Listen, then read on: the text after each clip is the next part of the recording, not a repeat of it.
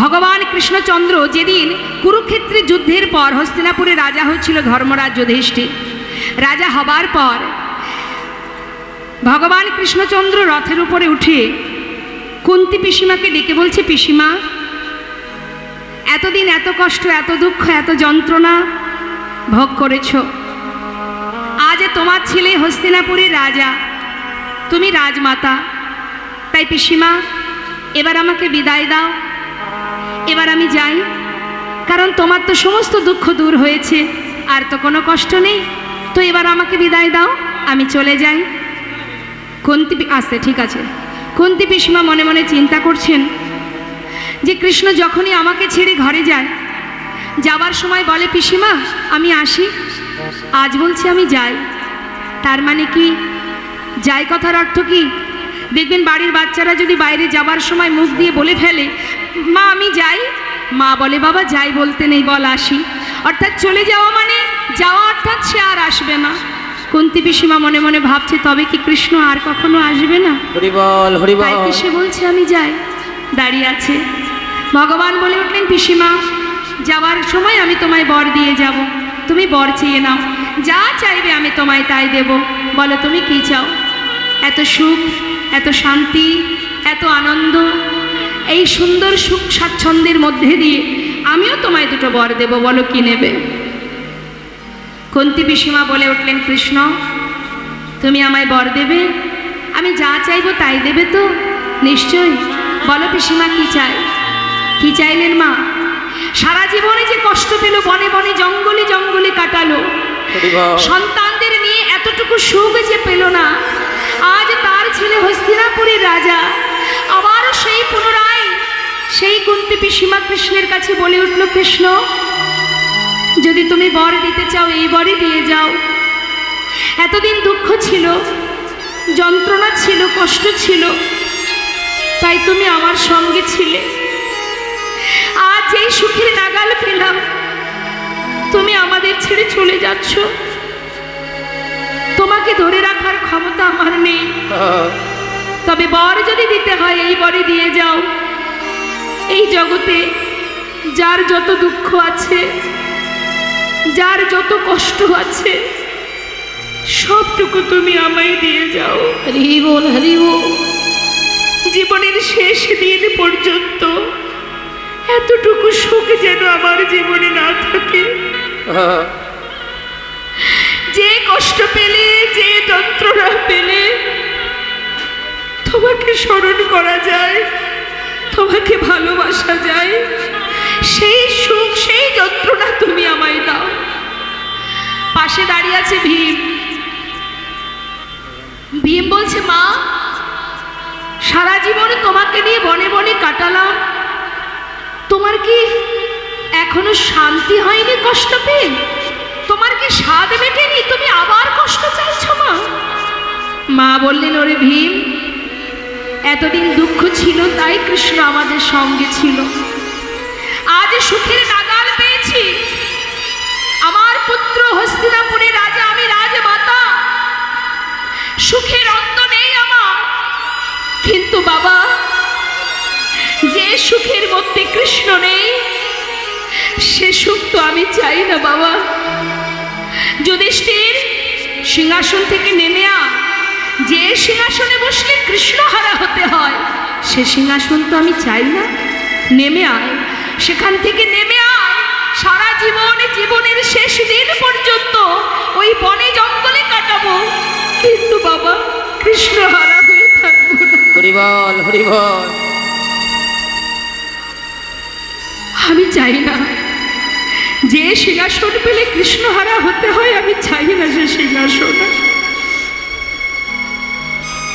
ভগবান কৃষ্ণ রথ থেকে নেমে এসে কুন্তী পিসিমাকে জড়িয়ে ধরে বলে উঠলেন, পিসিমা জীবনে এত কষ্টের পর সবেমাত্র সুখের নাগাল পেলে আবার তুমি কষ্ট চাইছো, এত ভালোবাসো তুমি আমায়, আমার জন্য সোনার সিংহাসনে ত্যাগ করে জীবনে কষ্ট চাইছো, তুমি এতটা ভালোবাসো।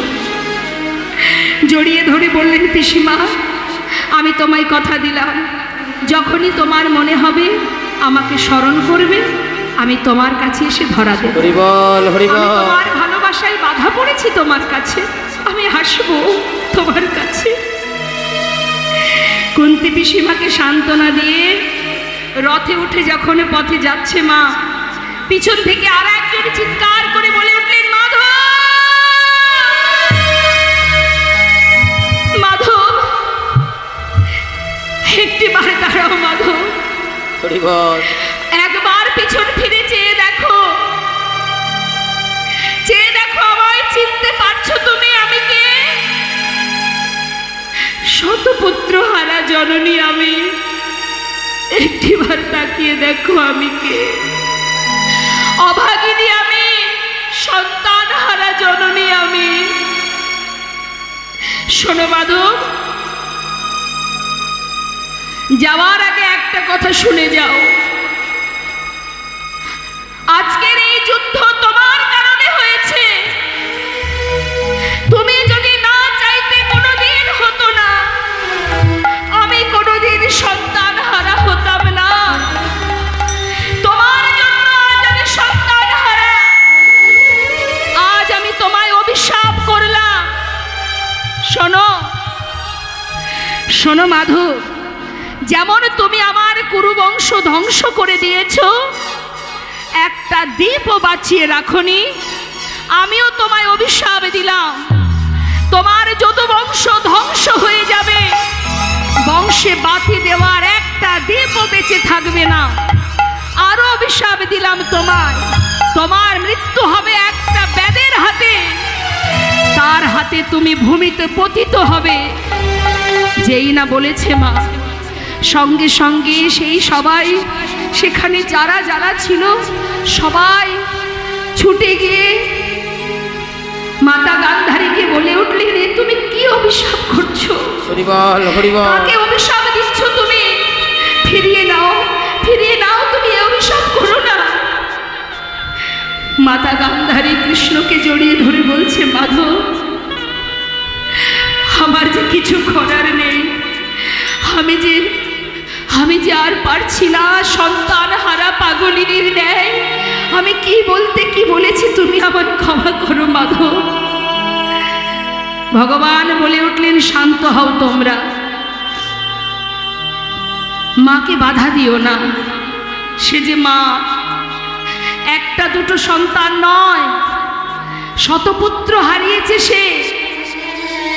তাই আজ আমি এখানেই দাঁড়িয়ে তোমাদেরকে বলি, শোনো, কুরুক্ষেত্রের মাঠে এই যুদ্ধে জয়ী হয়ে জয়ের আনন্দ যেমন আমি ভোগ করেছি, তেমন যারা আমাদের ছেড়ে চলে গেছে সেই পরাজয়ের কষ্টটাও আমি ভোগ করতে চাই। সমস্ত মায়ের আশীর্বাদ যেমন আমি মাথায় নিয়েছি, তেমন প্রত্যেকটি সন্তান হারা স্বামী হারা মায়ের অভিশাপ, সেটাও আমি মাথায় নিতে চাই। মা, তোমার কথাই সত্য হবে, আমি কথা দিচ্ছি, তোমার এই অভিশাপ আমার জীবনে আশীর্বাদ, আমি মাথায় করে নিলাম, তুমি যা বলেছ তাই হবে। এই ছিল কারণ মা। 56 কোটি যদুবংশ ধ্বংস হয়েছিল ওই প্রভাসের তীরে। কিভাবে হয়েছিল আবারও শুনুন। এই 56 কোটি যদুবংশ যখন বড় হয় মা, এই সন্তানেরা বড় হবার পর তাদের মধ্যে একটি সন্তান ছিল মেয়েদের মতো দেখতে, যার নাম ভগবানের পুত্র, যার নাম শাম্ভ। এই শাম্ভ দেখতে অনেকটা মেয়েদের মতো বলে তাকে সুন্দর করে কাপড় পরিয়ে তার পেটের উপরে একটা কড়া বেঁধে নিয়ে গেছে বনের ভেতরে। বনে কারা থাকে? জঙ্গলে সাধুমুনি ঋষিরা ধ্যান তপস্যা করে।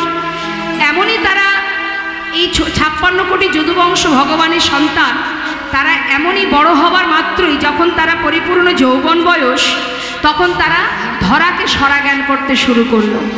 মুনিদের কাছে গিয়ে বলে উঠলেন, এই যে মুনিবা, যুগ যুগ ধরে সাধনা করছো, বলি এর গর্ভে কি আছে একটু বলতে পারবে? মুনিরা তো সবই বুঝতে পারছে মা, বারবার বলছে, বালক তোমরা চলে যাও, আমাদের আমরা যে বসে বসে ধ্যান তপস্যা করছি, আমাদের সেবা কাজে বাধা দিও না। বারবার বলছি, কিন্তু কিছুতেই সেখান থেকে যাচ্ছে না। কেন বলতে পারছো না? কেমন সাধনা তোমাদের যে এর পেটে কে আছে বলতে পারছো না? বারবার যখন উপেক্ষা করছে, তখন সেই মুনি রেগে গিয়ে বলে উঠলেন, তবে শোন বালক, তোরা যাকে আমার কাছে এনেছিস, এর গর্ভে যে জন্মগ্রহণ করবে, তার হাত দিয়ে তোদের এই 56 কোটি যদুবংশ ধ্বংস হয়ে যাবে। শোনা মাত্রই ছুটতে ছুটতে তারা ঘরে ফিরে গেল। এই যে পেটের উপরে কড়াটা বেঁধেছিল মা, সেটা ফাল হয়ে প্রসব হলো। আর যেই না ফাল হয়ে প্রসব হলো, সেই ফালটা নিয়ে গোবিন্দের কাছে গেলেন। গিয়ে বললেন, এটা দিয়ে কি হবে? আমরা যে বিপদে পড়েছি, পিতা বলে দাও আমরা কি করব? ভগবান কৃষ্ণচন্দ্র বললেন, এক কাজ করো। ফালটা দেখেই বুঝতে পেরেছে গোবিন্দ এবার প্রভাসের তীরে যজ্ঞ করার উপযুক্ত সময়। বললেন, শোনো, তোমরা সবাই প্রভাসের তীরে যাও, সেখানে পাথরে এই ফালটাকে ঘষে ঘষে এটাকে শেষ করে দাও। বলা মাত্রই সবাই মিলে সেই ফালটাকে নিয়ে প্রভাসের তীরে গিয়ে ওই পাথরের উপরে যখন ঘষছে মা, যত ঘষছে তত ফেনা বাহির হচ্ছে।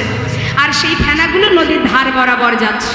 আর যখনই ধার বরাবর যাচ্ছে, সেখান থেকে নল খাগড়ার গাছ তৈরি হচ্ছে। নিতাই গৌর হরি। আর ঘষতে ঘষতে যখন আর এতটুকু বাকি আছে, চিন্তা করছি এটা দিয়ে আর কি বা আমাদের ক্ষতি করবে, তাড়াতাড়ি করে সেটাকে নিয়ে জলে ফেলে দিলেন। আর যেই না ফেলে দিয়েছে, সেই প্রভাসের জলে ছিল এক মাছ, যার নাম রাঘব বোয়াল। রাঘব বোয়াল সেই ফালটা গিলে খেয়ে ফেলেছে। এদিকে ধীবরেরা মাছ ধরতে গিয়ে সেই মাছটাকে জাল দিয়ে তুলেছে। তোলা মাত্রই যেই না কর্তন করেছে মা, তার পেটের মধ্যে সেই ফালটা পেয়েছে। আর ধীবরেরা এই ফাল দিয়ে কী করবে? তারা কি করেছে, হাতে করে নিয়ে আবর্জনার মধ্যে, মানে বাগানের মধ্যে, বনের ভিতরে ছুঁড়ে ফেলে দিয়েছে। আর পেয়েছে কে সেটা? ওই ফালটা পেয়েছে জরা নামের এক ব্যাধ। নিতাই গৌর হরিব। এই ব্যাধ, এই যে জরা, এই আবার কে? রাম অবতারে মা সীতাকে উদ্ধার করার জন্য প্রভু রামচন্দ্র যখন বিনা যুদ্ধে বালিকে হত্যা করেছিল মা, সেই যে তার পুত্র অঙ্গদ, ও তো জানতো না যে আমার পিতাকে কে হত্যা করেছে। কিন্তু প্রভু রামচন্দ্র একদিন অঙ্গদের সেবায় সন্তুষ্ট হয়ে প্রভু রামচন্দ্র বলেছিল, অঙ্গদ, আমি তোমার সেবায় সন্তুষ্ট, তুমি আমার কাছে বর চেয়ে নাও। অঙ্গদ বলেছিল, দয়াময়, যদি তুমি বর দিতে চাও তবে এই বর দাও, বিনা যুদ্ধে যে আমার পিতাকে পিছন থেকে তীর ভেদ করে হত্যা করেছে, আমি যদি, আমাকে সেই আশীর্বাদ করো, আমি যেন সেই তাকেই, মানে যে আমার পিতাকে মেরেছে, আমি যেন তাকে তীর ভেদ করে প্রাণে মারতে পারি। তাই গৌর হরিবোল হরিবোল। কিন্তু সে কে ছিল মা? করুণাময় আমার ভগবান। হ্যাঁ, প্রভু রামচন্দ্র বললেন, আশীর্বাদ করো প্রভু, যে আমার পিতাকে মেরেছে আমিও তাকে প্রাণে মারতে চাই। ভগবান বললেন, তথাস্তু, তাই হবে। নিতাই গৌর হরিবোল। সেই অঙ্গদই কিন্তু দাপর যুগের জরা নামের ব্যাধ। বনে পাখি ধরে, হঠাৎ সেই ফালটা পেয়ে মনে মনে ভাবছে, বাহ, এটা দিয়ে তো ভালো পাখি মারা যাবে।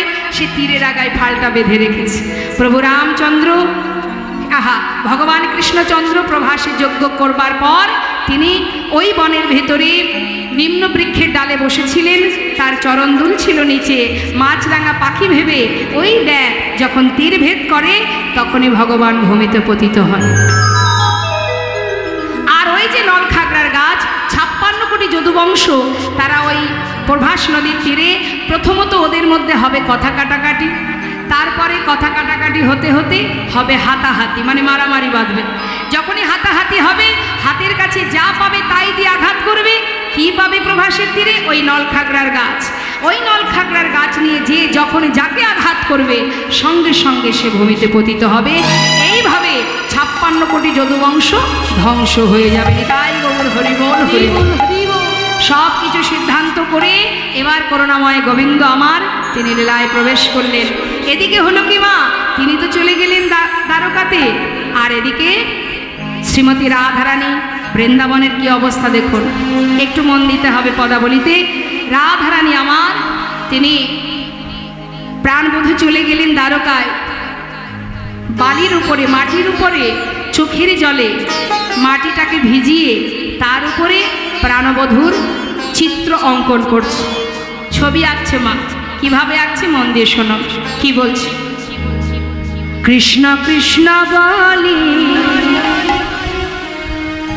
আজি কাঁদে বাহু তুলি, মরমে দারুণ ব্যথা গো সখী রে।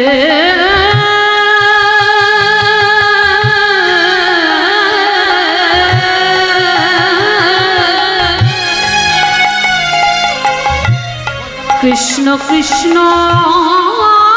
বলি কাঁদে বাহু তুলি, মরমে দারুণ ব্যথা। মৃত্তিকা উপারে মূরতি আঁকিয়া অগ কহে তার সনে কথা। ওই না মৃত্তিকার উপরে ওই না মূরতি আঁকিয়া কহে তার সনে কথা। বলি একবার বধূ তুমি কথা বলো, বলে একবার বধূ বধূ কথা বলো, ফিরে আসো কিবা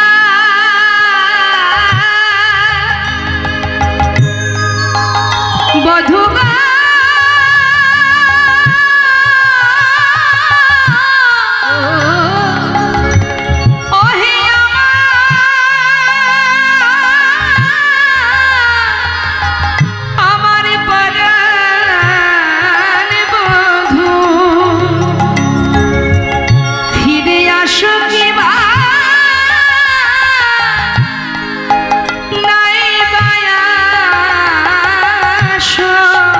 বধূ একবার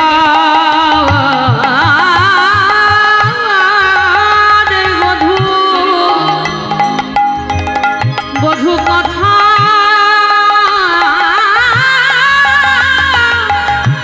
কথা বলো,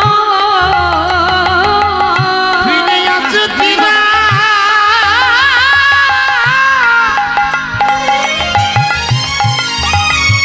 ফিরে আসো কিনা তুমি নাই বয়স। বধূ একবার বধূ বধূ কথা বলো। মা কীর্তনটা সম্পূর্ণ ভাবের বিষয়, অনুভব করতে হবে নিজেকে সেখানে রেখে, তবেই ভালো লাগবে। রাধারানী কার সাথে কথা বলছে মা? কার সাথে কথা বলছে রাধারানী? মৃত্তিকার উপরে মাটির উপরে বধূ চিত্র অঙ্কন করছে আর তার সাথে কথা বলছে। কি বলছে? তুমি ফিরে আসো বা না আসো তাতে কোনো দুঃখ নেই, একটু কথা তো বলো বধূ, একটু কথা বলো। ভালোবাসো কি বা নাই বাসো, এই হচ্ছে ভালোবাসা। ও মা আমার দিকে, এই জগতের ভালোবাসা আর আমার রাধা গোবিন্দের ভালোবাসার তাৎপর্যটা দেখুন। এই জগতের ভালোবাসার মানুষকে তার চোখের থেকে আড়াল হতে দেয় না, দেয় কি? এই সব সময় আমার পাশে বসে থাকবে, কোথাও যাবে না, কারোর সাথে কথা বলবে না, তাই না? আর আমার রাধারানীর ভালোবাসাটা দেখুন। বধূ ভালোবাসো কি বা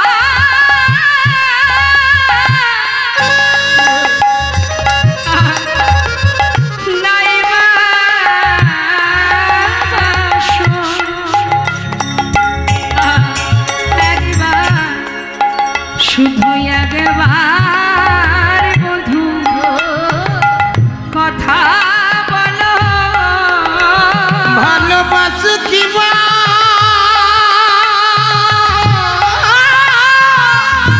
হরি বল বধূ গো নাইবা বাসো একেবারে বধূ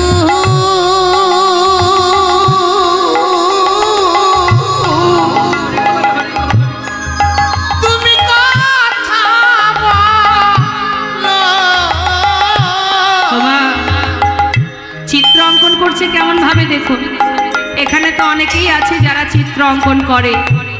কিভাবে আঁকছে রাধারানী? আঁকি আসে কটি পরাই ঘটি কত না যতন করি ওগো প্রেমময়ী রাধে রাধে রাধে তার প্রাণনাথের ছবি অঙ্কন করে হরিবল হরিবল ওগো রাধে গো তার প্রাণনাথে ছবি অঙ্কন করে ওগো রাধে রাধে গো আহা আঁকি আসে কটি ওমা কোটি মানে পড়াইয়া ঘটি কত না যতন করি নাভি সরোবর আকিল পরে পা কত না যতন করে নাভি সরোবর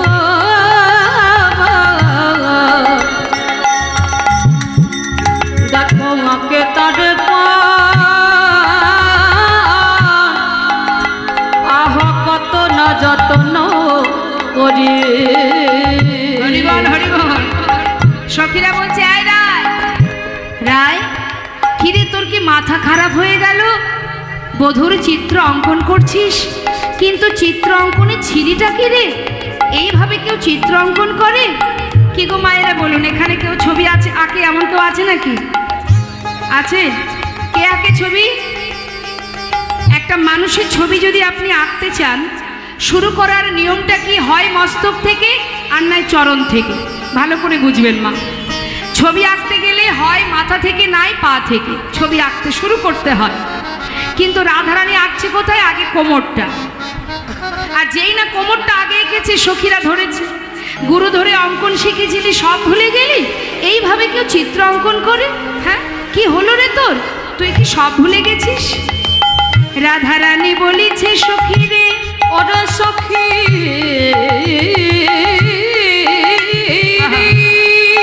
না না আমি অঙ্কন ভুলি না, আমি অঙ্কন ভুলি না। আমি কেন এঁকেছি জানিস? যদি আগে আমি তারে বদন আঁকি, তারে বদন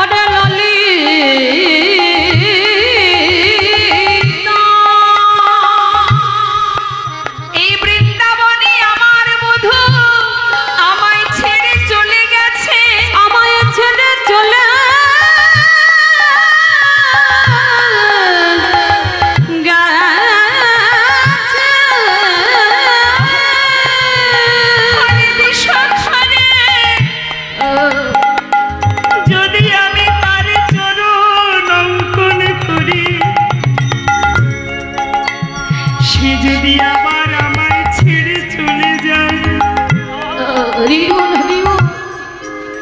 কেন আঁকি নাই জানি, যদি চরণে দিলে সে আবার চলে যায়, আমি কি নিয়ে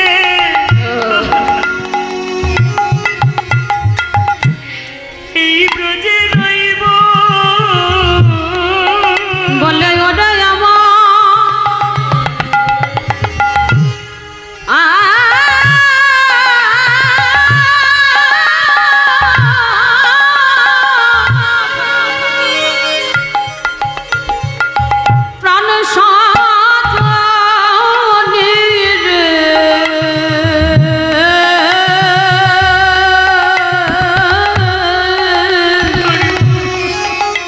বল বল আমি কি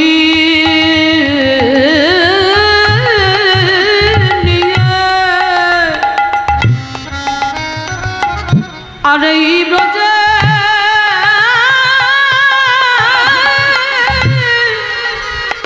ব্রজে রইব।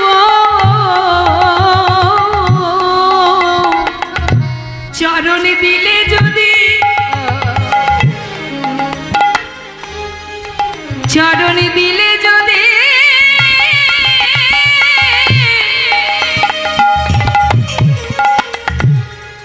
আমার বধূ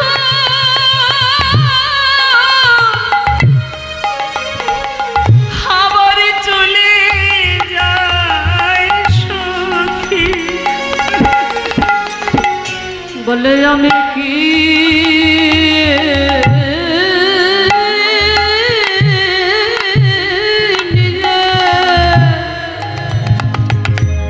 বলে বলে ব্রজে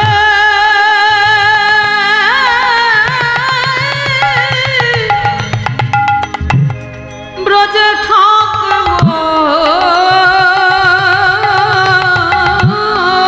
ওই না চরণ দিলে তাই গৌর হরি সখিরা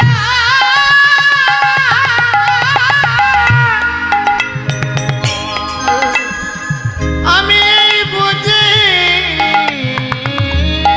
রাম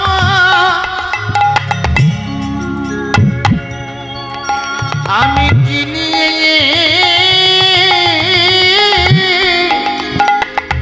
এই বুঝি রহি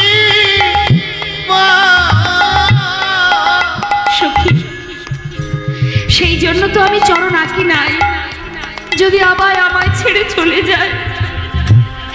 বাবা সখীরে বলে উঠলে রাধে রাধে জয় রাধে রাধে। তোর মতো এমন ভজন কে জানে বল। হ্যাঁ? আঁক দেখি আর কি আঁকিস। রাধারানী এবার একে একে উপরে উঠছে মা। আগে কোমরটা এঁকেছে, এবার নাভি সরোবর এঁকেছে, তারপরে কি আঁকছে দেখো কি বলছে পদাবলিতে। বাহু দুটি আঁকি ছলো ছলো আঁখি, বাঁশিটি দিল সেই করে। আজ সখীরে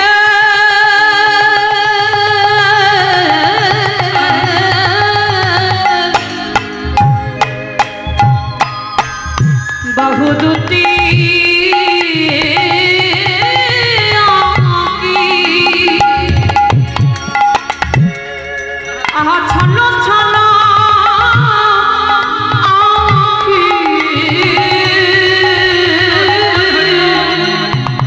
এবারে বাঁশিটি দিল যে হাতে। আজ রাধারানী আমার দুটি হাত এঁকে তার উপরে বাঁশি অঙ্কন করেছে।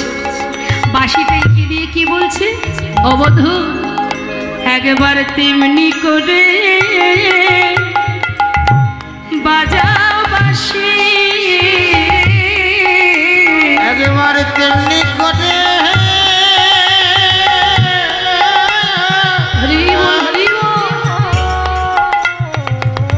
বাজাও শুনি।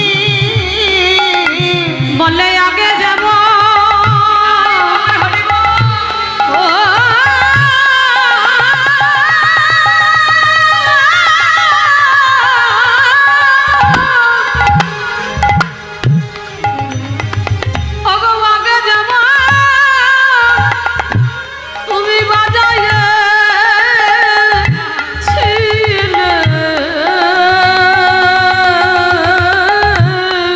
বলো না তেমনি করে একবার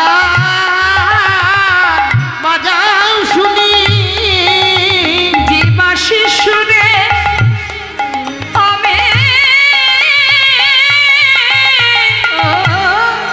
অগবধূ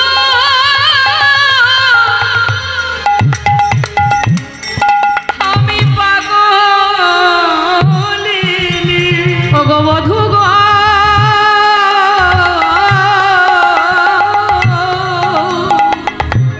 একবারে তেমনি করে বাঁশি বাজা শুনি কণ্ঠ কুম্ভ কিবা অনুপম শোভা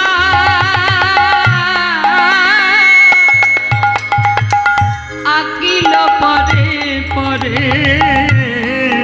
আজ কণ্ঠ কুম্ভ কিবা অপরূপ শোভা আকিল পরে পরে আমার কণ্ঠ পর্যন্ত এঁকেছি। এবার রইল বাকি বদনটা। যেই না বদন আঁকা হয়ে গেল, বদন রাখা আঁকা মাত্রই বধূর বদনের উপরে নিজের বদনটা রেখেছে।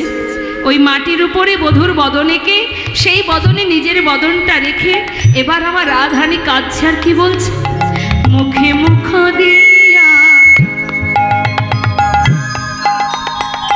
কাঁদিয়া কাঁদিয়া কহায় তার সনে কথা। ওই না মুখ মুখ দিয়া ওই না কাঁদিয়া কাঁদিয়া ওই না কহয়ে তার সনে কথা। কহে যদুনা ওহে প্রাণনা একবার দেখো হে রাধার ব্যথা। ওই না কহে যদুনা ওহে প্রাণনা দেখো না রাধার ব্যথা। তুমি একবার সে দেখে যাও গো বধূ হে,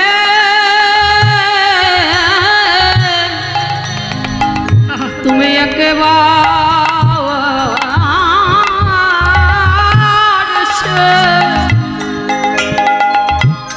এসে দেখে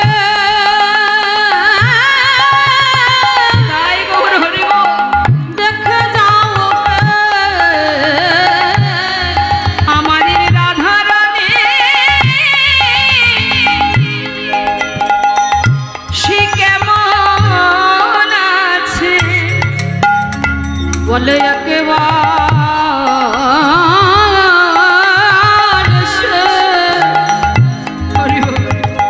এসে দেখে যাও গো আমাদের রাধারানী কেমন আছে বলে একেবার এসে দেখে যাও। সে যে কেমন করে বাজবে বলো বলে একেবার এসে দেখে যাও। কেমন করে বাজবে বলো একবার কেমন করে বাজবে বলো একবার এসে দেখে যাও বলে একবার এসে দেখে যাও গো। কহে যদুনা বলি ওহে প্রাণনা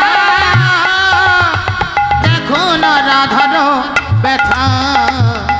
বৃন্দাবনের এহানো অবস্থা মা, সবাই শোকে আহত হয়ে সকলে মিলে বিরহের তাপে জর্জরিত। এদিকে দেবর্ষি নারদ হঠাৎ মনে মনে ভাবছে, বহুদিন হলো সাধুসঙ্গ করিনি, যাই একবার বৃন্দাবনে যাই, গিয়ে একটু সাধুসঙ্গ বৈষ্ণব সঙ্গ করে আসি। মনের আনন্দ ধরছে না, দেবর্ষি নারদ যাচ্ছে। তার বাহন কি মা? দেবর্ষি নারদের বাহন ঢেকি। ঢেকির উপরে চড়ে মনের আনন্দে যাচ্ছে বৃন্দাবনের দিকে। কেন? সাধু সঙ্গ বৈষ্ণব সঙ্গ করবে বলে।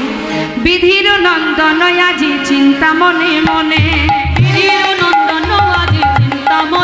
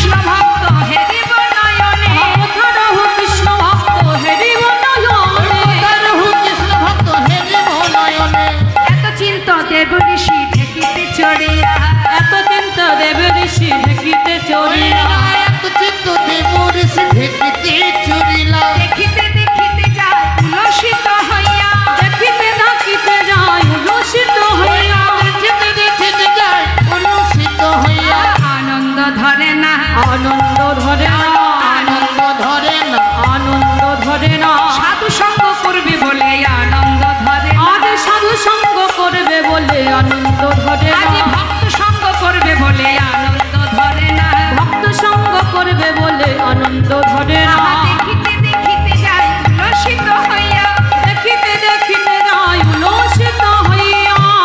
মনের আনন্দে যাচ্ছে দেবর্ষী নারদ ঢেকিতে চড়ে। সাধু সঙ্গ করবে কোন দিকে? বৃন্দাবনের দিকে। যখনই বৃন্দাবনের কাছাকাছি এসেছে মা, বৃন্দাবন থেকে বিরহের তাপ এসে দেবর্ষী নারদের অঙ্গে লেগেছে। আর যেই না তাপ লেগেছে, দেবর্ষী নারদ চারিদিকে তাকিয়ে দেখছে কোথা থেকে আসছে এই তাপটা, এত তাপ কিসে? হরি বল। দেবর্ষী নারদ যাচ্ছে, তপ্তদর্শী দেবী ঋষি চারি পানে চা, তত্ত্বদর্শী দেবী ঋষি চারি পানে যায়, কোথা হতে তাপ আসি লাগে মোর গায়, কোথা হতে তাপে আসি লাগে মনে গায়। চারিদিকে তাকিয়ে তাকিয়ে দেখছে কোথা থেকে আসছে তাপ। যত বৃন্দাবনের দিকে এগিয়ে যাচ্ছে, বৃন্দাবনে পৌঁছানো মাত্রই বুঝতে পারলেন এই বিরহের তাপ, এটা অন্য কোনো তাপ নয়, বিরহেরও একটা তাপ আছে মা। গোটা বৃন্দাবনবাসী কৃষ্ণহারা হয়ে সবাই কাঁদছে, আর এই বিরহের তাপে জর্জরিত হয়ে দেবর্ষী নারদ স্থির করলেন, হে প্রভু, তুমি গোটা বৃন্দাবনবাসীকে কাঁদিয়ে দ্বারকায় গিয়ে রাজা হয়ে বসে আছো তুমি। বেশ, আমার নাম দেবর্ষী নারদ। এতদিন ভেবেছিলাম আমি তোমায় বেশি ভালোবাসি, আজ বৃন্দাবনে না এলে জানতে পারতাম না যে আমার থেকেও বেশি এই বৃন্দাবনবাসী তোমায় ভালোবাসে। আর তুমি তাদেরকে কাঁদিয়ে বেশ রাজা হয়ে তো দ্বারকায় বসে আছো। তবে দেখো প্রভু, আজ তোমাকে উচিত শিক্ষা আমি দেব। সবাই বলে আমি গণ্ডগোলের গোসাই, তার মানে কি? দেখবেন বাড়িতে বাড়িতে ঝগড়া হলে সবাই কি বলে? নারদ, মানে আরো বেড়ে যায়, তাই না? মানে কি, ঝগড়া হলেই নারদের ঘাড়ে চাপা পড়ে যে কি না নারদ নারদ, সবাই বলে নারদের জন্য গণ্ডগোল। তাহলে আমি যখন গণ্ডগোলের গোসাই, আজ তোমার একদিন আমার একদিন, হে প্রভু, আমিও দেখি তুমি কি করে সবাইকে কষ্ট দিয়ে, সবাইকে যন্ত্রণা দিয়ে নিজে কত সুখে আছো, কেমনভাবে রাজা হয়ে বসে আছো। বিলম্ব না করে দেবর্ষী নারদ বৃন্দাবন ত্যাগ করে এবার যাচ্ছে দ্বারকায়। তো যাবার কালে কি করেছে? নিজের হাতের যে বীণাটা আছে মা, যে সর্বদাই প্রভুর নাম জপ করে, বলে উঠলেন, রে বীণা, আজ থেকে প্রভুর নাম আর গাইবি না, আজ থেকে তুই নাম করবি রাধা নাম। দ্বারকাবাসী কিন্তু রাধা নাম জানে না মা, রাধাকে কেউ জানে না দ্বারকায়। দেবর্ষী নারদ কি করলেন? বীণাতে রাধা নাম গাইতে গাইতে গেলেন। কেন? গোবিন্দকে বশ করতে গেলে একমাত্র রাধাই পারবেন, এদায় গৌর হরি বল। তাই বিলম্ব না করে যাচ্ছে। আর বীণাকে কি বলছে? রে বীণা, বলো বলো যন্ত্র রাধা নামে মন্ত্র, বলো বলো যন্ত্র রাধা নাম মন্ত্র, বলো বলো যন্ত্র রাধা নামে মন্ত্র, দান ব্রত ব্রত পূজা কিছু নাহি,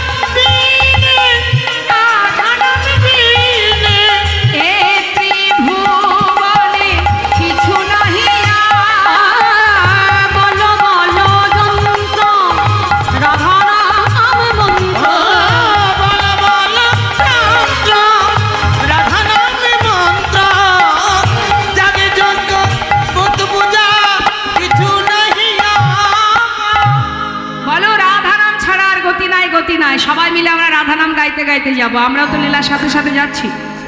সবাই যখন লীলার সাথে সাথে যাচ্ছি মা, আমরা কেন চুপচাপ থাকবো? আমরাও যাব রাধা নাম গাইতে গাইতে। কোথায় যাব? দ্বারকা। চলুন দেখি গোবিন্দ কি করছে সেখানে। হ্যাঁ, তা সবাই মিলে রাধা নাম গাইব। দুহাত তুলে তুলুন দেখি। তুলেছেন? সবাই তুলেছেন তো? বাহ, সর্বনাশ। হ্যাঁ, তুলুন তুলুন। যে যে হাত না তুলবেন তার কিন্তু আর দ্বারকায় যাওয়া হবে না। তুলুন দেখি। তুলেছেন সবাই? কি নাম গাইবো আমরা? রাধা নাম। সবাই একসাথে গাইবো। রাধে রাধে রাধে রাধে রাধে রাধে রাধে গো। মাঝে মাঝে হাতগুলো নেমে যাচ্ছে কেন? রাধে রাধে রাধে রাধে রাধে রাধে বল বলো। রাধে রাধে রাধে রাধে রাধে রাধে বল। রাধে রাধে রাধে রাধে রাধে রাধে বল। বলো রাধে রাধে রাধে রাধে রাধে রাধে বল। রাধে রাধে রাধে রাধে রাধে রাধে বল। ও রাধে রাধে রাধে রাধে রাধে রাধে বল। রাধে রাধে রাধে রাধে রাধে রাধে বল। ও রাধে রাধে রাধে রাধে রাধে রাধে বল। রাধে রাধে রাধে রাধে রাধে রাধে বল। বলো রাধে রাধে রাধে রাধে রাধে রাধে বল। রাধে রাধে রাধে রাধে রাধে রাধে বল। বৃন্দাবন কি জোরে জোরে একেবারে আমাদের এখানে যে সুরযন্ত্র আছে তার সঙ্গে যেন মিলে যায়। আস্তে আস্তে বললে মিলবে না, হ্যাঁ, স্কেলের সঙ্গে মেলাতে হবে। দেখি কণ্ঠস্বর যার যতটুকু দিয়েছেন গোবিন্দ, উচ্চস্বরে গোবিন্দ সেবায় সবাই মিলে একটু ডুবে যান। হাত তুলে, হাত না তুললে মনে জোর আসবে না। হ্যাঁ, বৃন্দাবন কি, বাপরে বাপ, আরো জোর হবে মনে হচ্ছে। বৃন্দাবন কি, যমুনা মাই কি, রাধা কুণ্ড কি, শ্যাম কুণ্ড কি, গোবিন্দ কুণ্ড কি, বিলাস বন কি, মধুবন কি, মধুবন কি, ঋষি ঘাট কি, বংশী বট কি, মোহন বন কি, মাধবী বন কি, লৌহ বন কি, তাম্র বন কি, আমার বন কি, মধুবন কি, आगे पीछे दाहिने बाएं बोल बोल में ऊपर नीचे बोलो राधे राधे राधे राधे राधे राधे बोल। राधे राधे राधे राधे राधे राधे राधे राधे राधे राधे राधे राधे राधे बोल। राधे राधे राधे राधे राधे राधे बोल। राधे राधे राधे राधे राधे राधे बोल। राधे राधे राधे राधे राधे राधे बोल। राधे राधे राधे राधे राधे राधे बोल। राधे राधे ओ राधे राधे राधे राधे राधे राधे बोल। राधे राधे राधे राधे राधे राधे बोल। রাধে রাধে রাধে। দ্বারকার পথে পথে শুধু রাধা নাম প্রতিধ্বনি শুনছে, আর শোনা মাত্রই যিনি বসে আছেন রাজা হয়ে, অনাদি আদি গোবিন্দ, বহুদিন পর রাধা নাম শ্রবণ করা মাত্রই ছুটতে ছুটতে সিংহাসন পরিত্যাগ করে সিংহদ্বারে এসে দাঁড়ালেন। চিৎকার করে বলে উঠলেন, ওরে কে সোনালো রে, রাধা না কে সোনালো রে। কে সোনালো রে, রাধা নাম কে সোনালো রে। এই রাধা নাম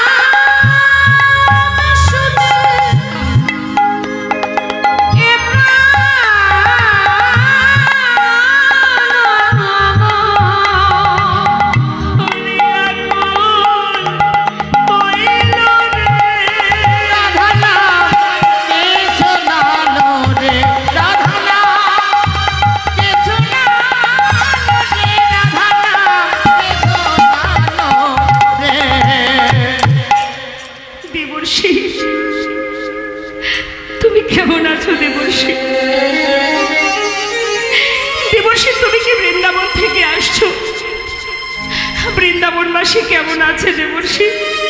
এসো ভিতরে এসো। দেবর্ষি নারদকে ভিতরে নিয়ে গিয়ে আসন পেতে বসতে দিয়েছে। অপূর্ব সেই শোভা দর্শন করে দেবর্ষি নারদ গোবিন্দের দিকে তাকিয়ে কাঁদছে আর বলছে, হে গোবিন্দ, হে মহারাজ, আজ যে আপনাকে দেখে আমার বড় কষ্ট হচ্ছে। কেন? হ্যাঁ, আমার বৃন্দাবনবাসী কেমন আছে? তারা ভালো আছে, তারা অনেক ভালো আছে, কিন্তু তোমায় দেখে আমার বড় কান্না পাচ্ছে, বড় দুঃখ হচ্ছে। কেন দেবর্ষি? হ্যাঁ, আমাকে দেখে তোমার এমন হচ্ছে কেন? কি হয়েছে আমার? মহারাজ,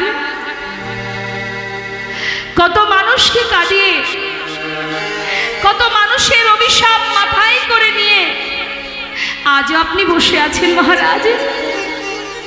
সবার অভিশাপ খণ্ডন করতে হবে যে যত যত অপরাধ করেছেন কুরুক্ষেত্রের মাঠে, কত মায়ের অভিশাপ, সবই যে আছে আপনার কাছে, আপনার মাথায়। মহারাজ, গোটা বৃন্দাবনবাসী আপনার জন্য কাঁদছে। কি অপরাধ করেছিল তারা? একটিবার বলবেন মহারাজ? সবাইকে কাঁদিয়ে কি সুখে আছেন আপনি? সবাইকে কাঁদাচ্ছেন, সারা জনম ধরে চোখের জল পড়ছে তাদের, আর আপনি দিব্যি রাজা হয়ে বসে আছেন। অপরাধ খণ্ডন করুন মহারাজ, আর অপরাধ খণ্ডনের জন্য আমি আপনাকে বিধান দেব, আপনি যজ্ঞ করুন। গোবিন্দ বলেন, দেবর্ষি, আমার অপরাধ খণ্ডনের জন্য যদি যজ্ঞ করতে হয় আমার তাতে কোনো বাধা নেই, অবশ্যই আমি করব যজ্ঞ। কিন্তু যজ্ঞের নিয়ম কি, কিভাবে করতে হবে, যদি সব কিছু আপনি বলে দেন। দেবর্ষি নারদ বলেন, তবে শুনে রাখো হে রাজন। বলি, শোনো, ত্রেতায় রামে রাজা ছিল, অশ্বমের যজ্ঞ কইল। ত্রেতায় রামে রাজা ছিল, অশ্বমের যজ্ঞ কইল।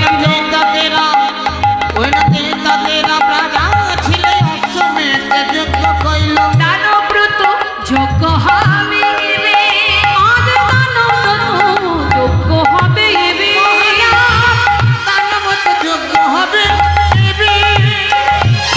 আমার দানব্রত যজ্ঞ, এই যজ্ঞের নিয়ম কি শুনে রাখো মহারাজ। যে জন যা চাইবে হাসি মুখে দিতে হবে, যে জন যা চাইবে হাসি মুখে দিতে হবে, দান করিতে হবে হাসি মুখে, দান করিতে হবে হাসি মুখে।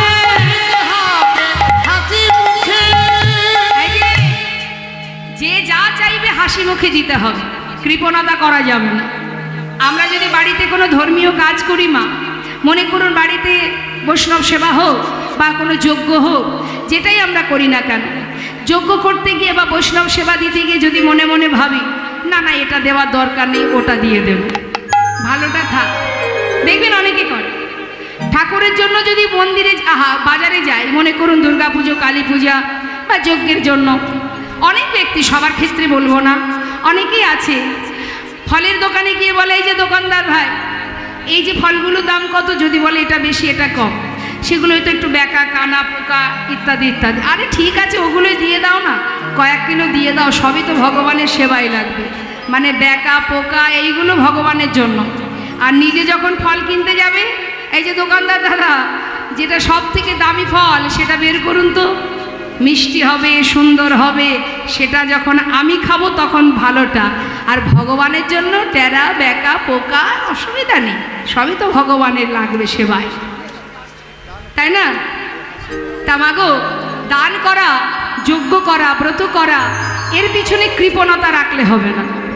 আপনি যখন কাউকে কিছু দান করবেন, ঘরে যেটা ফেলে রেখেছেন প্রয়োজন নেই সেটা দান করে দিলেন, এটা কোনো দানের মধ্যে পড়ে না। দান করতে হবে হাসি মুখে। মনটা যদি আপনার দেখা গেল দিতে মন চাইছে না, মুখটা বদনটা শুকিয়ে আছে, শুকনো হয়ে গেছে দিতে গিয়ে, এটা করলে এ দানের কোনো ফল নেই। তাই বললেন দান করবে মহারাজ, কিভাবে? হাসি মুখে। যত সময় তোমার থাকবে দান করতে হবে। আবার কি শুধু তাই নয়, দান করার সময় মুখে থাকবে হাসি। আবার যখন তোমার সব শেষ হয়ে যাবে, মনে করো দান দিতে দিতে তোমার আর কিচ্ছু নেই, বেশ, তাতেও দুঃখ পেলে হবে না। তারপরে কি হবে? তারপরে নিয়ম হচ্ছে দান করবার পর সব শেষে দান দিয়া ভিক্ষার ঝুলি কাঁধে লইয়া, সব শেষে দান দিয়া ভিক্ষার ঝুলি ওই কাঁধে লইয়া। সবে শেষে দান দিয়া ভিক্ষা ঝুলি কাঁধে লইয়া। ভিক্ষা মেগে খাবে মন সুখে, ভিক্ষা মেগে খাবে মন সুখে। ভিক্ষা মেগে খাবে মন সুখে। তোমার দানের অহংকার দূরে যাবে। দানের অহংকারে দূরে যাবে। দেখবেন মা, কেউ যদি একটু দান করে না তার মধ্যে একটা অহংকার আসে, তাই না? আমি এই হরিবাসরে 50,000 টাকা ডোনেশন করেছি, আমি যখনই যাব বড় চেয়ারটা দেবে, আমি যখনই যাব আমার নামটা মাইকে বারবার ঘোষণা করবে, মাথায় করে রাখবে। এই যে দানের অহংকার তখনই দূর হবে। কখন দূর হবে? যখন তোমার কাঁধে ভিক্ষার ঝুলি উঠবে।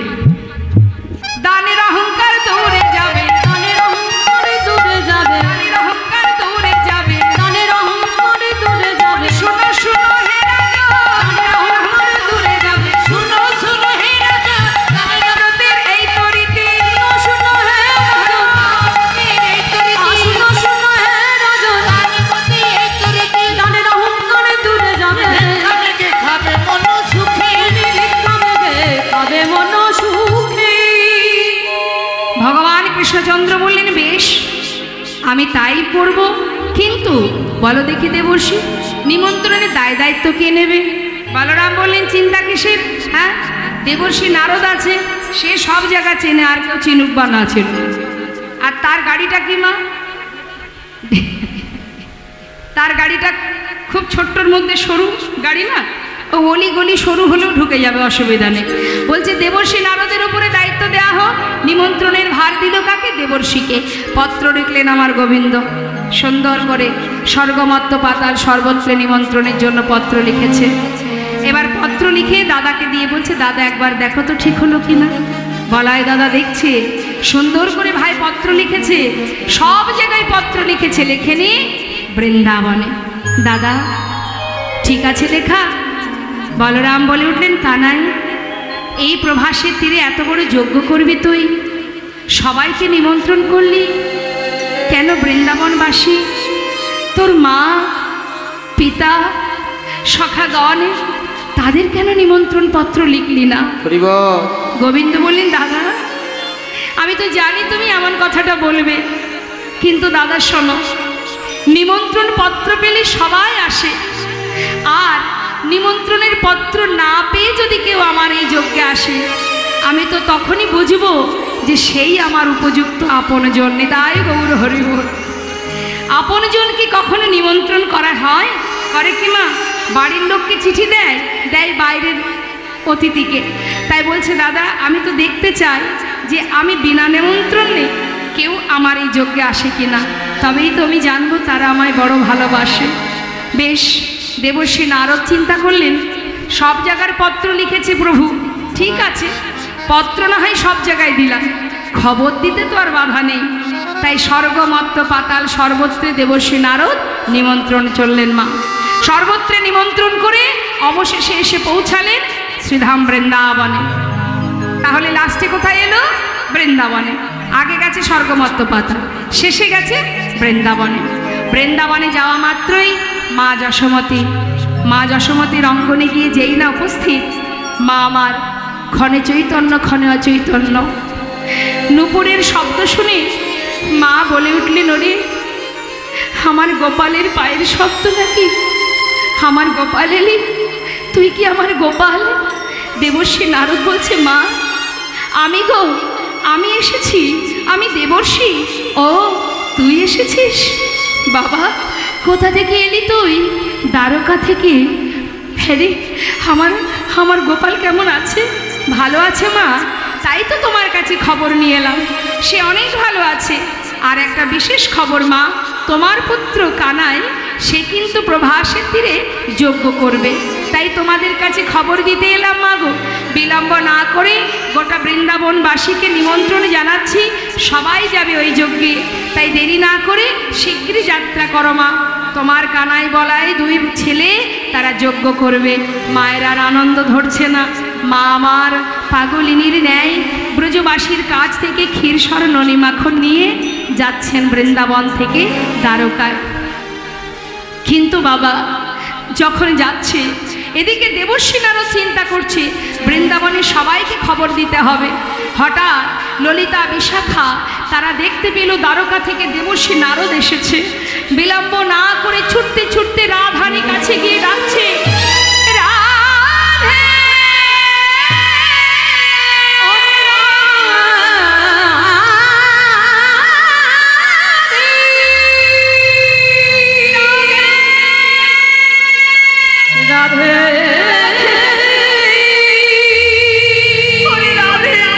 রাধে।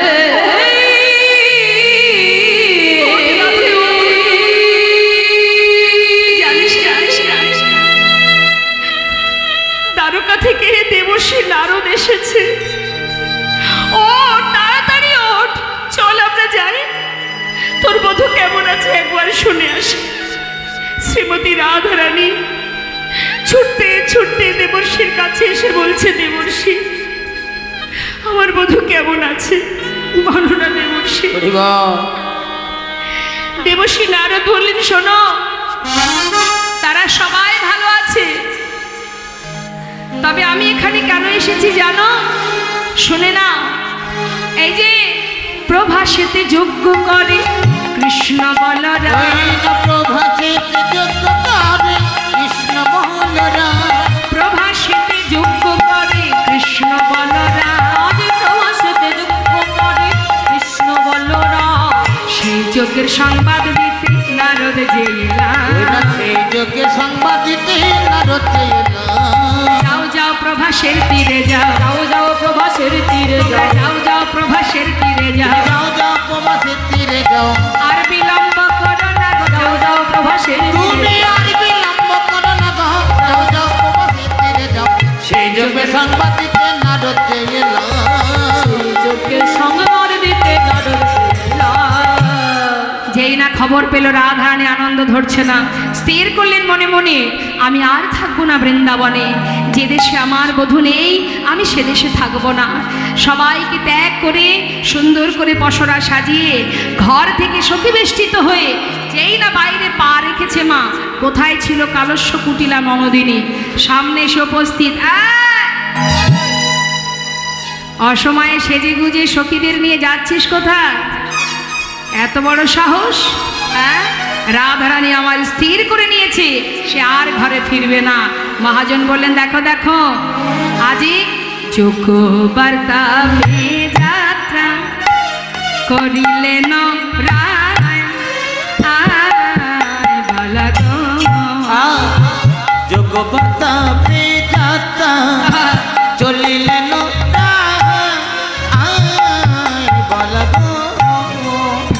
সখীগণ সঙ্গে চলে সহিত বড়া, সখীগণ সঙ্গে চলে সহিত বড়া, ওই না যোগ্য বার্তা পেয়ে যাত্রা চলিলেন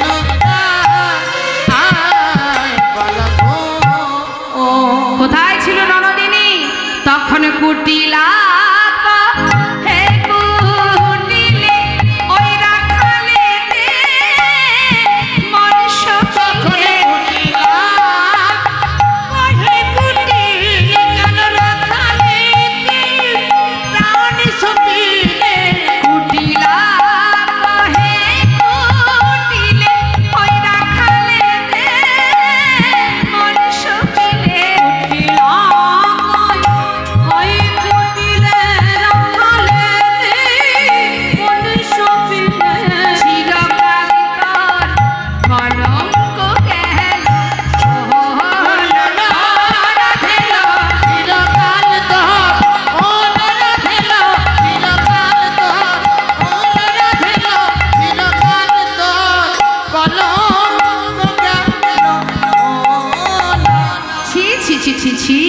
অসতী কলঙ্কিনী দ্বিচারিণী নিজের স্বামী ছেড়ে পরপুরুষের কাছে যাস?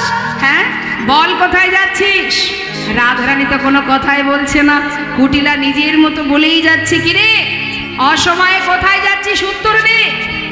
দেখবেন মা, কেউ যদি আপনার সামনে দাঁড়িয়ে একভাবে কোনো কথা বা ঝগড়া করতে চায়, সে যদি বলতেই থাকে আর আপনি যদি চুপচাপ থাকেন, দেখবেন তার কিন্তু আরও গাটা জ্বলে উঠবে, কারণ আপনি উত্তর দিচ্ছেন না যে। এখন রাধারানী চুপচাপ দাঁড়িয়ে আছে আর সে বলেই যাচ্ছে, ছি লজ্জা শরমের মাথা খেয়েছিস, দাদার কুলে কালি দিয়ে ওই কেলে ছোড়ার কাছে যাস। দাঁড়া, শোন, এইখানে দাঁড়িয়ে থাকবি, তোর আজকে উচিত শিক্ষা দেব আমি। কোথাও যাবি না, আমি দাদাকে গিয়ে ডেকে নিয়ে আসি। কুটিলা কি করেছে, দেরি না করে ছুটতে ছুটতে গেছে আয়ানের কাছে। এদিকে আয়ানের কাজ কি, ভবানী মায়ের পূজা, সারাদিন মাকে নিয়েই ব্যস্ত থাকে। ছুটে গিয়ে হাজির, কুটিলা গিয়ে ডাকছে, দাদা, ও দাদা, এদিকে এসো তো। সারাদিন তো মাকে নিয়ে পড়ে থাকো, ঘরের বউটা কোথায় যায় না যায় সেদিকে লক্ষ্য আছে তোমার? হ্যাঁ, এই কি হয়েছে রে, আবার কি হলো? শোনো না, মানে বউটা যে তোমাকে কি খাওয়িয়েছে আমি জানি না, কোনো শিকড় পাকড় খাওয়িয়েছে নাকি? না মানে বুঝতে পারি না, তুমি দেখি ওই বোর কথায় ওঠো আর বসো, ওঠো আর বসো। তোমার বউ যাচ্ছে তোমার কুলে কালি দিয়ে কেলে ছোড়ার কাছে, লক্ষ্য আছে সেদিকে তোমার? আয়ান বলছে, শোন কুটিলা, এই প্রতিদিন তোর এই কথা আমার আর সহ্য হয় না। এই তুই কি প্রমাণ দিতে পারবি? হ্যাঁ, আজ হাতে নাতে প্রমাণ দাঁড় করিয়ে রেখেছি, চলো আমার সঙ্গে। যেই না বলেছি, আয়ান বলছে, তবে শোন কুটিলা, যদি দেখি ঘরের বউ যাচ্ছে পরপুরুষের কাছে, ওকে মায়ের কাছে বলি দিয়ে তবে ঘরে ঢুকবো। আর যদি দেখি কথাটা মিথ্যা, তুই বুঝতে পারছিস তো তোর কি হাল হবে। আর আমি তোকে বাঁচিয়ে রাখবো না, প্রতিদিন তোর এই জ্বালা আমি আর সহ্য করতে পারছি না। তবে বেশ, দাঁড়া এখানে। আয়ান কি করেছে মা, ক্রোধেতে আয়ান হয়ে কম্পমান, ক্রোধেতে আয়ান হয়ে কম্পমান, ক্রোধেতে আয়ান হয়ে কম্পমান, ক্রোধেতে আয়ান হয়ে কম্পমান, বসি তুলে নিল হাতে, ক্রোধেতে আয়ান হয়ে কম্পমান, বসি তুলে নিল হাতে। কাঁপিতে কাঁপিতে দাঁড়ালো আসিয়া কুটিলার সম্মুখে, কাঁপিতে কাঁপিতে দাঁড়ালো আসিয়া কুটিলার সম্মুখে। এই দেখ বসে নিয়ে এসেছি, এই দেখো নিয়ে এসেছি, এই দেখ বসে নিয়ে এসেছি, এই দেখ বসে নিয়ে এসেছি, ফুলের কাঁটা দূর করিতে, এই দেখ বসে নিয়ে এসেছি, ওই ফুলের কাঁটা দূর করিতে, এই দেখ বসে নিয়ে ওই এসেছি। না কাঁপিতে কাঁপিতে দাঁড়ালো আসিয়া কুটিলা সম্মুখেতে, কাঁপিতে কাঁপিতে দাঁড়ালো আসিয়া কুটিলার সম্মুখে। ওষি নিয়ে রাধারানীর সম্মুখে গিয়ে দাঁড়ালেন। দাঁড়িয়ে কি বললেন, এই বউ, এই ভর দুপুরে আমাকে ছেড়ে কোথায় যাচ্ছিস? ছি ছি ছি ছি ছি ছি, লজ্জা লজ্জা, নিজপতি তেজি পরপতি ভোজি, নিজপতি তেজি পরপতি ভোজি, নিজপতি তেজি পরপতি হ্যাঁ নিজপতি তেজি পরপতি ভোজি, ভজিলি রাখাল সহনে, নিজপতি পরপতি ভোজি, ভজিলি রাখাল শানে। তোর হলো পূর্ণকাল ঘুচাবো জঞ্জাল, এই ছিল তোর কপালে, হলো পুনকালে ঘুচাবো জঞ্জাল, এই ছিল কপালে, পূর্ণকাল ঘুচাবো জঞ্জাল, এই ছিল তোর কপালে, ওই হলো পুনকালে ঘুচাবো জঞ্জাল, এই ছিল কপালে। রাধে তোর প্রাণনা শিব, রাধে তোর কান্না ওই শিব, না রাধে তোর প্রাণনা শিব, রাধে তোর প্রাণনা শিব, ফুলের কাঁটা দূর করিব, রাধে তোর প্রাণনা শিব, ফুলের কাঁটা দূর করিব, রাধে তোর প্রাণনা শিব, হলো পূর্ণকাল ঘুচাবো জঞ্জাল, এই ছিল তোর কপালে, হলো পূর্ণকালে ঘুচিব জঞ্জাল, এই ছিল তোর কপালে। ওই হলো পুনকালে ঘুচাবো জঞ্জাল, এই ছিল কপালে। তোর পাপে পরিপূর্ণ হয়ে গেছে, এবার তোকে মরতে হবে। এই বলে যখনই ওষি তুলেছে মা, রাধানী চিন্তা করলেন আর তো নয়, এবার আয়ানকে পুরবের কথা জানাতে হবে। বিলম্ব না করে মা যোগমায়াকে স্মরণ করলেন। মা যোগমায়া যোগেশ্বরী রাধারানীর অঙ্গে প্রবেশ করে কালী মূর্তি হয়ে দাঁড়ালেন প্রেমময়ী রাধারানী। কি করলেন, নবকদম্বিনী যিনি রসের পরিপাটি, নবকদম্বিনী যিনি রসের পরিপাটি, ওই নবকদম্বিনী যিনি আজ রসের পরিপাটি, আয়ে গো তোরা দেখে যা।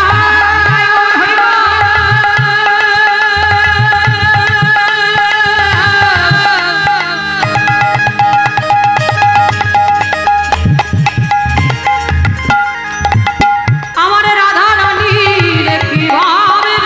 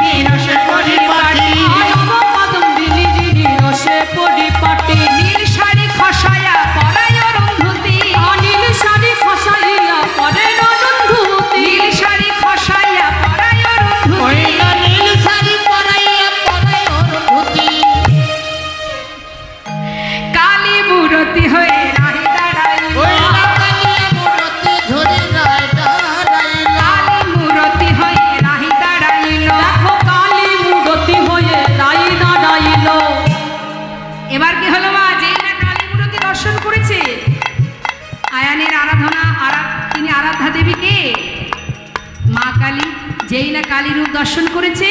এবার আয়ান কি করেছে? ছুটে গিয়ে রাধা রানীর চরণ ধরিল। এবার ছুটে গিয়ে রাধা রানীর চরণ ধরিল। ছুটে গিয়ে রাধা রানীর চরণ ধরিল। ক্ষমা করো রায়, ক্ষমা করো রায়, ক্ষমা করো রায়, একবার আমি ওই চরণের অপরাধী, ক্ষমা করো। আমি ওই চরণের অপরাধী, ক্ষমা করো রায়। চরণের অপরাধী, এ জন্মে নয় জন্মে জন্মে। ওই চরণের অপরাধী, ওই চরণের অপরাধী, ওই চরণের অপরাধী, বলে ক্ষমা করো রায়। আহা ছুটে গিয়ে রাধা রানীর চরণ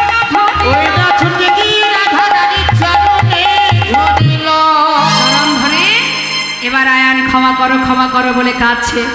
রাধারানী বললেন চেয়ে দেখ রে সুতাপা, ভেবে দেখ সেই পুরাবের কথা। তুই কে ছিলি আর আমি কে ছিলাম? তুই সাধনা করেছিলি প্রভুর কাছে, হে বিষ্ণুর কাছে সাধনা করেছিল সুতাপামণি। কি যে তোমার বামে যে লক্ষ্মী, তাকে আমি আমার পত্নী রূপে লাভ করতে চাই। তখন বিষ্ণু বলেছিল, দেখো সুতাপা, এ বর তুমি চেও না, আমাকে লক্ষ্মী ছাড়া করো না, তুমি অন্য কোনো বর চাও। কিন্তু সুতাপা কোনো কথা না শুনে চারিদিকে অগ্নি প্রজ্বলিত করে এক পায়ে দাঁড়িয়ে কঠিন তপস্যা করেছিল। সিদ্ধান্ত তার একটাই, তোমার বামে যে লক্ষ্মী, তাকে আমি আমার পত্নী রূপে লাভ করতে চাই। বাঞ্ছা কল্পতরু ভগবান এসে জিজ্ঞাসা করলেন, রে সুতাপা, তুমি কি তোমার মত বদলেছ? না প্রভু, আমার এটাই বাসনা, তোমার বামে লক্ষ্মীকে আমি আমার পত্নী রূপে চাই। তাই ভগবান বাঞ্ছা কল্পতরু বাঞ্ছা পূর্ণ করেছিলেন মা। কিন্তু মা লক্ষ্মী বলেছিল, মানে রাধারানী বলেছিলেন, যখন বিষ্ণুর বামে লক্ষ্মী হয়েছিলেন, বলেছিল, রে সুতাপা, তুই তো আমাকে তোর পত্নী রূপে চাস, আমি তোর ঘরের ঘরণী হব ঠিকই, জগতে এত কিছু থাকতে আমাকে যখন চাইনি, তবে তুইও শুনে রাখ, আমি তোর ঘরের ঘরণী হব, কিন্তু তুই হবি নপুংস। মাতৃজ্ঞানে তুই আমায় ভালোবাসবি। তাই মা আয়ান কিন্তু রাধারানীকে মাতৃজ্ঞানে ভালোবাসতেন। তা সেই রাধারানী আজ যখন পুরাবের কথা স্মরণ করালেন, আয়ান তখন রাধারানীকে বিদায় দিলেন। রাধারানী চলে গেল, জটিলা কুটিলাও বিদায় দিলেন। সখী বেষ্টিত হয়ে রাধারানী এসে পৌঁছালেন কোথায়? সেই যজ্ঞের প্রভাসের তীরে। প্রভাসের তীরে এসে যখন দাঁড়িয়েছে মা, স্বর্গমত্ত পাতাল তারা সবাই চলে গেছে, আগে নিমন্ত্রণ পেয়েছে আগে, তাই সবাই আগে এসেছে। অবশেষে এসেছে বৃন্দাবনবাসী। বৃন্দাবনবাসী এসে দাঁড়িয়েছে যখন, তখন ওই যজ্ঞগারের যে চারটে দ্বার, চারটেই বন্ধ। সব দ্বারে লেখা প্রবেশ নিষেধ, আর যাওয়া যাবে না। প্রথম দ্বারে মা যশোমতী, দ্বিতীয় দ্বারে নন্দ উপানন্দ, তৃতীয় দ্বারে সখাগণ, আর চতুর্থ দ্বারে আছে রাধারানী অষ্টসখীগণ। এখন অষ্টসখী বেষ্টিত রাধারানী যেই না দ্বারে এসে দাঁড়িয়েছে, দাঁড়িকে বলছে, আয় দাঁড়ি, দ্বার ছেড়ে দে, ভিতরে যাব।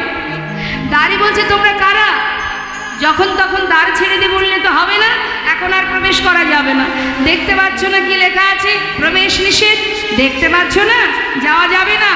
এই দাঁড়ি, তোকে বলছি তুই ভিতরে যেতে দে, দ্বার ছেড়ে দে। দাঁড়ি তো কিছুতেই শুনছে না। বলে, যদি যেতেই চাও তাহলে এক কাজ করো, তোমরা গঙ্গা থেকে স্নান করে এসো, যাও স্নান করে শুদ্ধ বসনে এসো, এইভাবে ভিতরে যাওয়া যাবে না। সখীরা সবাই মৃদু হেসে বললেন, ওরে দাঁড়ি, হ্যাঁ আহা, তুই যে গঙ্গায় স্নান করতে যেতে বলছিস, তবে শোন, ছিছি বলতে লজ্জা হয়, বলতে লজ্জা হয়, ছিছি বলতে লজ্জা হয়, বলতে লজ্জা হয়। তুই যে গঙ্গা স্নানে যেতে বলছিস, এই যে গঙ্গা, যার চরণে গঙ্গার উদ্ভব, সে ধরে রাধার পায়। ওরে যার চরণে গঙ্গার উদ্ভব, সে ধরে রাধার পায়। ওরে যার চরণে গঙ্গার উদ্ভব, সে ধরে রাধার পায়। বলতে লজ্জা হয়, বলতে লজ্জা হয়। যেতে বলিস গঙ্গা স্নানে, শুনে হাসি পায়। যার চরণে গঙ্গার উদ্ভব, সে ধরে রাধার পায়। মানে তোদের যে রাজা, তার চরণেই তো গঙ্গার সৃষ্টি। সেই রাজা আমাদের রাধারানীর চরণ ধরে কাঁদে, আর তুই বলছিস আমাদের গঙ্গা স্নানে যেতে। শোন শোন, বলে রাজা তোর রাজা রে, রাজগুরু এসেছে দ্বারে। বলগা যা তোর রাজারে রাধে গুরু এসেছে রাজে বলগা যা তোর রাজারে রাজগুরু এসেছে তারে বলগা তোর রাজারে রাজগুরু এসেছে দ্বারে পায়ে ধরে নিয়ে যেতে ওহে দাদি ওরে পায়ে ধরে নিয়ে যেতে পান ওহে দাদি এমন যজ্ঞ করে রে কেমন যজ্ঞ করে রে কেমন যজ্ঞ করে ওই না কেমন যজ্ঞ করে রে গুরু বিনা তোদের রাজা কেমন যজ্ঞ করে রে ওরে গুরু বিনা তোদের রাজা কেমন যোগ্য করে রে ওই না পায়ে ধরে নিয়ে যেতে ওরে দাঁড়ি পায়ে ধরে নিয়ে যেতে পান ওহে দাদি গুরু বিনা যজ্ঞ হয় তোমাদের রাজা কেমন যজ্ঞ করছে গুরুকে পথে রেখে যাও যাও তোমাদের রাজাকে গিয়ে বলো সে যেন পায়ে ধরে গুরুকে বরণ করে নিয়ে যায় দাঁড়ি তো দাঁড়ে দাঁড়িয়ে একবার রাধারানীর দিকে তাকায় আর মনে মনে ভাবে এ আমাদের রাজার গুরু একজন রমণী হা করে তাকিয়ে আছে সখীরা বলছে হা করে দেখতে হবে না যাও যাও তোমাদের রাজাকে গিয়ে খবর দাও দাঁড়ে দাঁড়িয়ে আছে আর এদিকে কি হলো মা সখাগণ কানাই কানাই বলে ডাকছে